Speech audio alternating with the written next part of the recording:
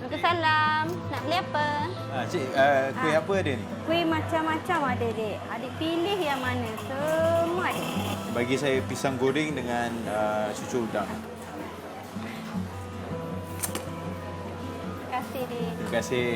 Jadi saya bayar. Okey.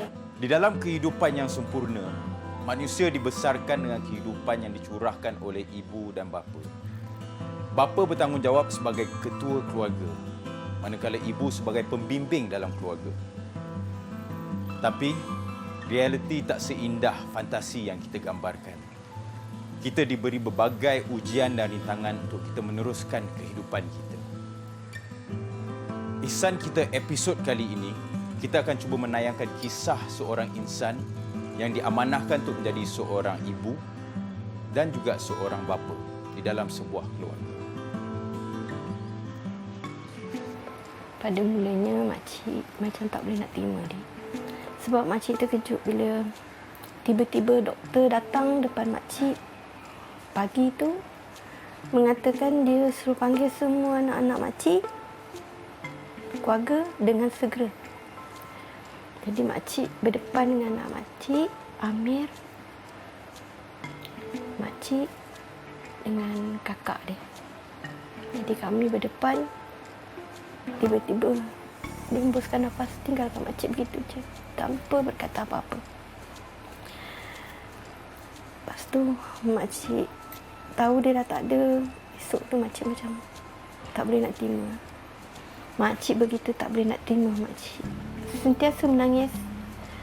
Menangis hingga anak makcik yang lain tak benarkan kita boleh berdoa. Jangan mengalirkan air mata. Sebab itu bukan orang kata jalan penyelesaian. Jadi dara mara pujuklah supaya makcik kena ingat satu benda yang makcik ada anak yang sakit. Makcik perlu jaga. Makcik tak boleh biarkan dia macam tu. Ibu tunggal ini adalah seorang yang tinggal berseorangan, sama ada dia bercerai ataupun yang kematian suami lah. Itu maksudlah. Tengoklah pada diorang punya kategori ibu tunggal. Yang disebabkan macam mana. Sama ada dia bercerai secara hidup ataupun bercerai mati. Dan ibu tunggal ni selalunya dia akan ada anak. Sama ada anak tu masih bersekolah, bekerja. Walaupun dah bekerja tetap dipanggil ibu tunggal kan. Kesannya amat mendalam lah. Sebab dia terpaksa sekiranya ada anak-anak nak menanggung anak-anak. Kalau anak-anak yang masih kecil dengan persekolahan dia, perbelanjaan harian apa semua. Sebab punca pendapatan daripada suami yang telah kehilangan suami ni dia dah tak ada. Dia terpaksa berdikari sendiri untuk menyara keluarga dia. Kerana bebanan tekanan hidup tu amat tinggilah untuk golongan ibu tunggal ni. Begitulah pendapat dan pandangan kita tentang golongan ibu tunggal. Macam-macam masalah dan rintangan yang mereka hadapi untuk meneruskan kehidupan. Teruskan bersama dengan saya, kita akan bertemu dengan salah seorang ibu tunggal di Kuala Lumpur.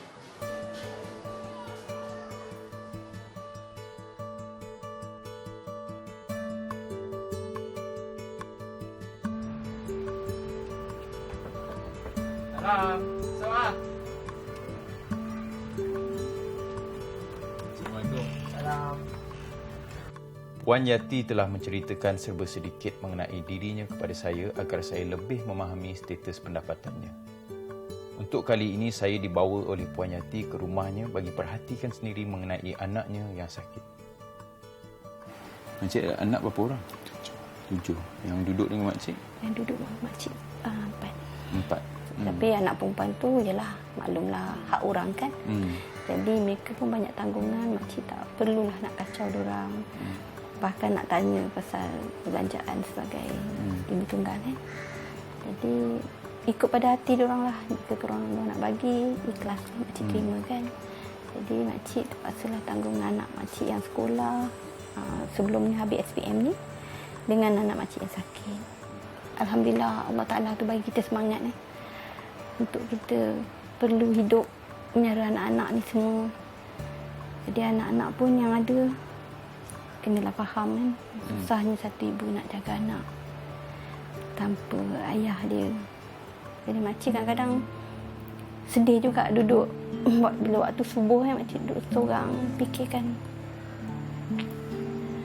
susah nak jadi ibu tunggal. Susah sangat. Jadi makcik ambil keputusan, tak apalah makcik tempuh benda ni. Makcik yang menanggung anak-anak untuk menggantikan ayah dia. Tapi itulah, perbelanjaan ayah dengan ibu lain kan. Kekuatan ayah ni lain. Makcik cakap makcik sanggup untuk beri makan aja. Nasib baiklah makcik ada tempat yang berteduh. Sebab semasa ni mereka tak ada bapa, tapi mereka ada mak. Mereka boleh mengadu.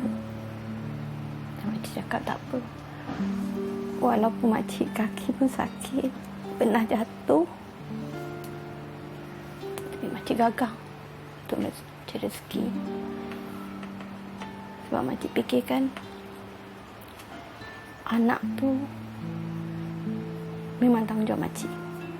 Walaupun mereka dah besar, tapi makcik rasa makcik perlu jaga tambahan anak makcik yang sakit. Walau sedetik pun makcik susah nak tinggal sebab takut apa-apa terjadi.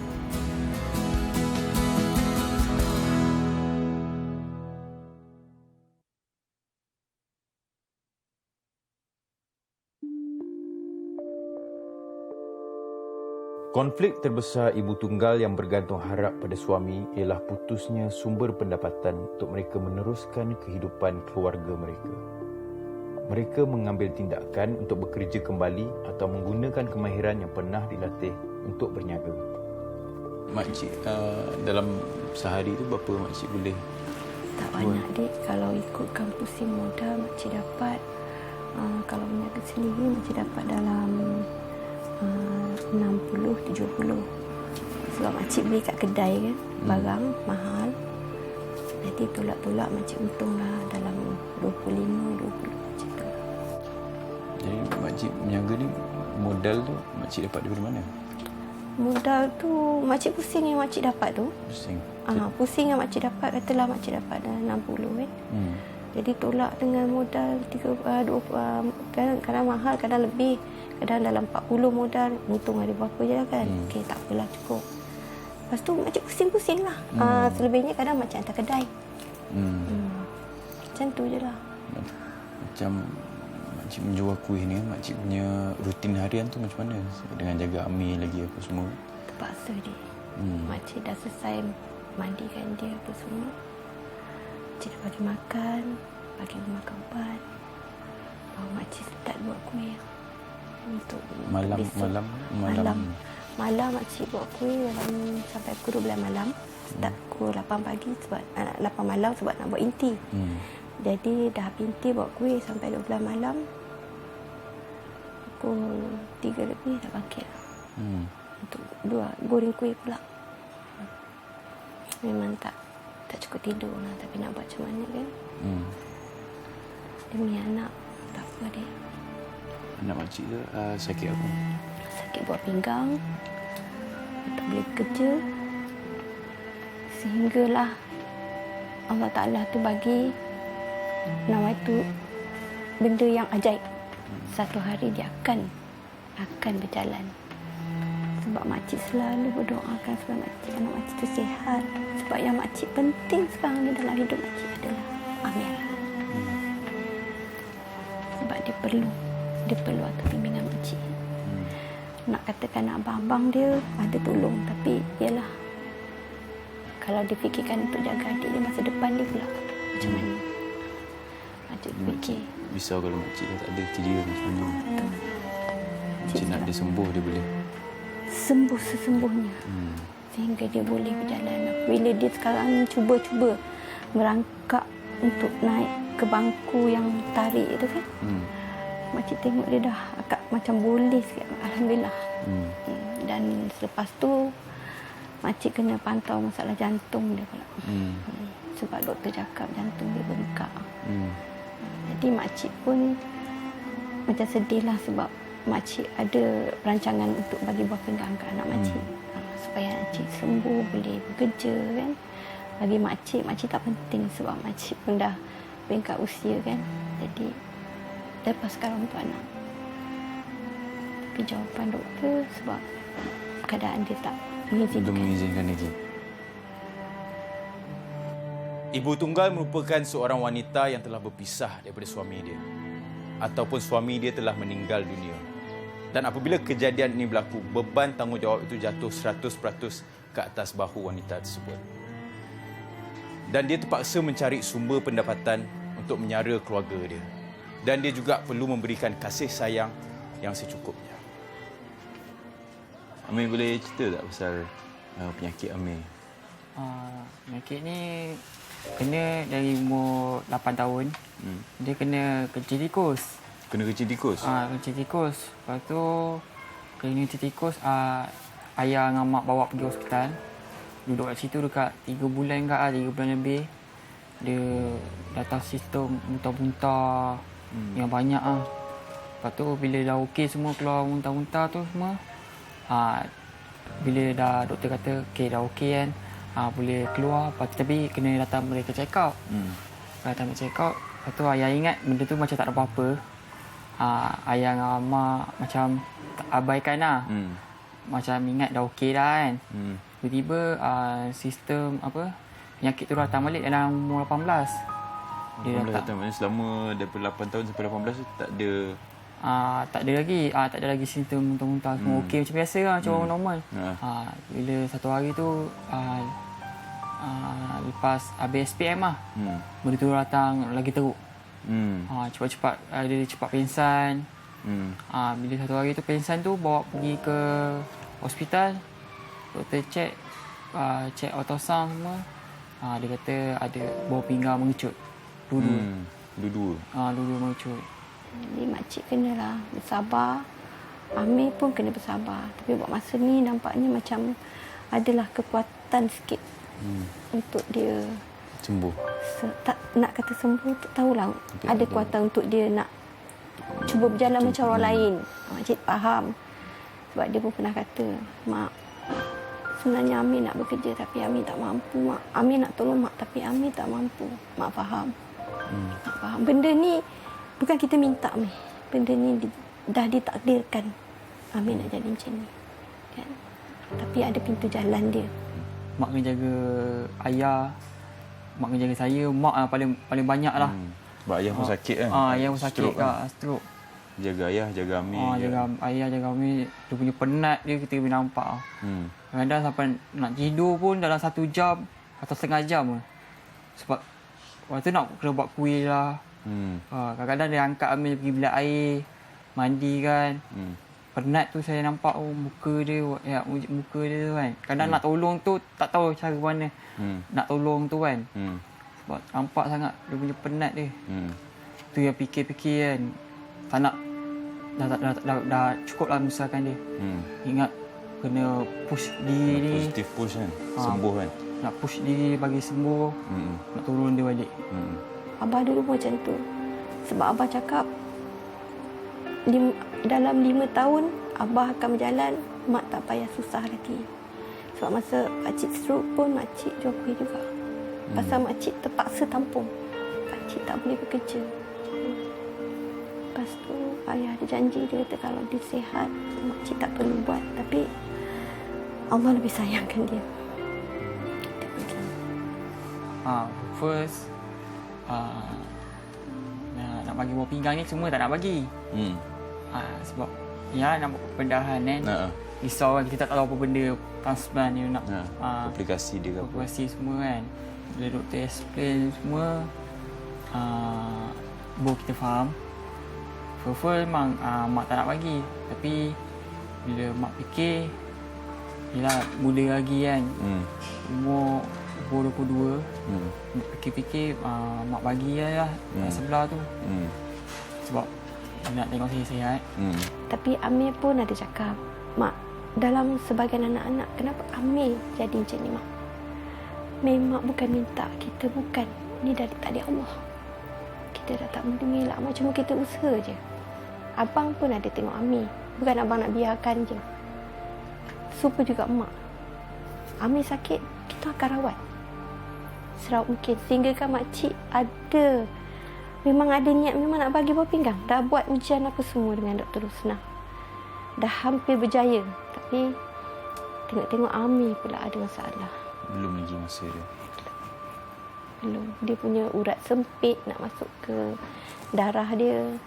Buah pinggang dua-dua rosak. Jantung pula. Paru dia nanti masuk air cepat. Dia jadi banyak air pula dalam paru. Dia banyak. Terlalu banyak.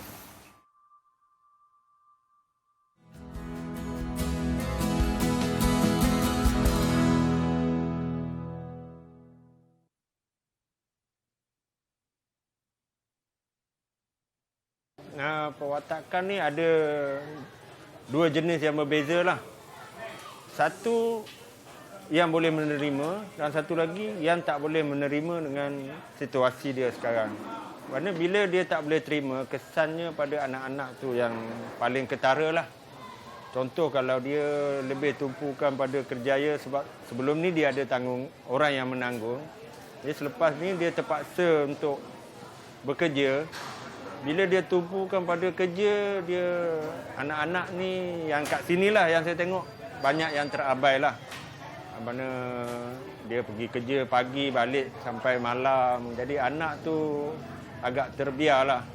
Kadang-kadang emosi dia orang ni pun ada setengah tu dia jadi pemarah, dia suka memberontak. Kadang-kadang kita nak cuba bagi bantuan pun dia akan menolak. Dia kata dia boleh hidup sendirilah tanpa bantuan masyarakat. Tapi sebagai masyarakat kita tak berputus asa lah. Kita cuba juga untuk menolong golongan-golongan yang kehilangan suami ni lah. Kita ditinggalkan, bukan kita diceraikan ya. Ditinggalkan berbeza. Ditinggalkan bererti kita akan ingat dia seumur hayat kita dan tak ada orang yang kedua bagi kita. Hanya kita perlu jaga anak-anak kita dengan sempurna, jaga kesihatan kita supaya sihat. Itu je. Jadi carilah nafkah yang apa yang perlu kita ada, ilmu yang kita ada untuk menjaga keluarga kita. Sebab kita dah jadi ibu tunggal. Lepas tu masa lepas kena tu daripada umur 18 sekarang ambil umur apa? Sekarang umur 22. 22. Dah 4 tahun kan? 4 tahun. Sekarang macam mana dia punya ni penyakit tu sekarang? Penat lah. Penat lah? Dia cepat penat. Dia cepat penat, lepas tu cepat letih. Kadang-kadang dia macam amai-amai, sorang-sorang. Dia tak ada buat kerja berat. Dia buat kerja berat, dia cepat mendengar.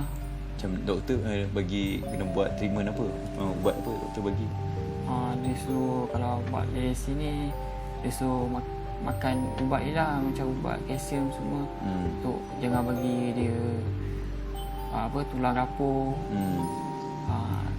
Kena tambah darah semua. Sebab benda ni dia cepat tangkap. Apa yang saya boleh kata, nak menguruskan sebuah keluarga ni bukan mudah. Sebab tu kita ada ibu, ada bapa dan kadang-kadang adik-beradik kita pun tolong kita.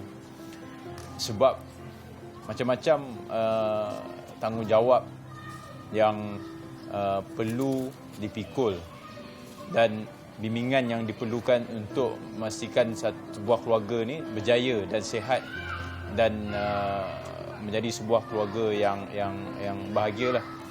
Jadi bila hilangnya seorang suami, mungkin dicerai ataupun suami yang meninggal sebagainya, dan isteri tersebut menjadi ibu tunggal, dia menjadi satu beban dan tanggungjawab yang berat kepada isteri tersebut untuk meneruskan kehidupan dia. Sebab secara kebiasaannya di dalam sebuah keluarga, suami adalah sumber pendapatan untuk keluarga tersebut, dan bila suami meninggal, beban itu jatuh ke atas isteri dia. Dan selalunya isteri ni kena menjaga anak-anak dan membimbing anak-anak.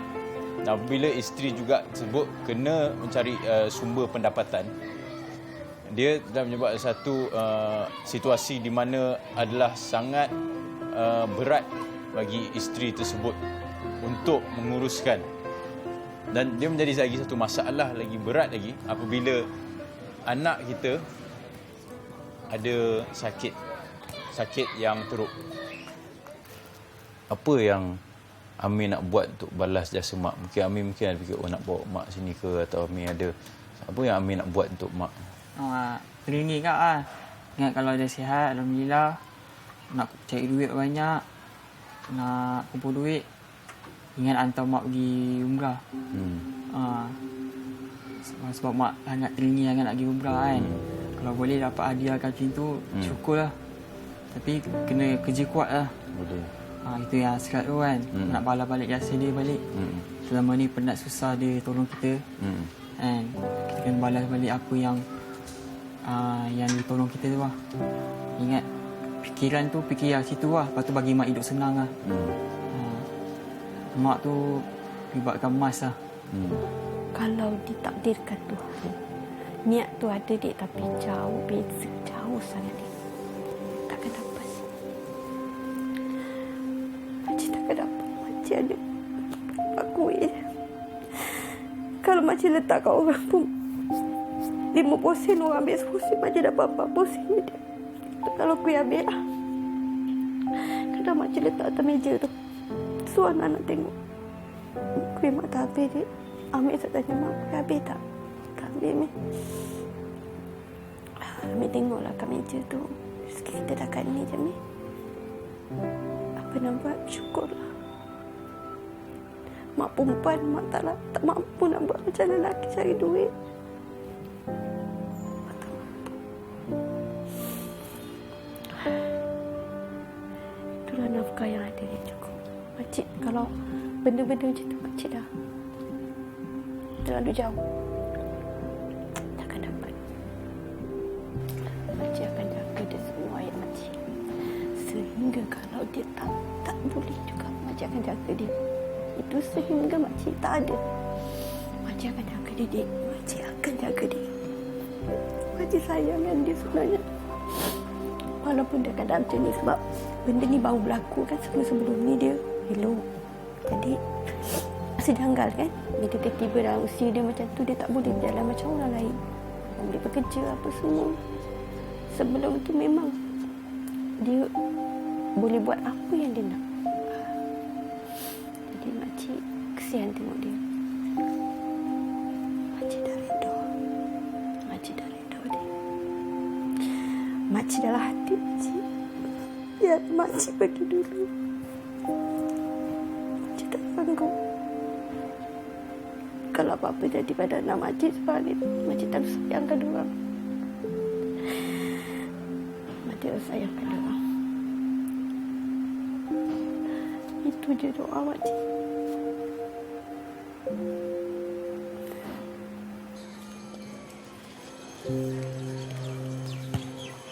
Pernah tak kita terfikir anak-anak di belakang ni dibesarkan tanpa seorang bapa? Hanya ibulah tempat mereka mengadu. Kita sebagai masyarakat harus lebih prihatin terhadap nasib golongan ibu tunggal. Kita tak boleh hidup dengan hanya menutup sebelah mata. Jadilah masyarakat dan individu yang bertanggungjawab. Itu saja ihsan kita pada episod kali ini.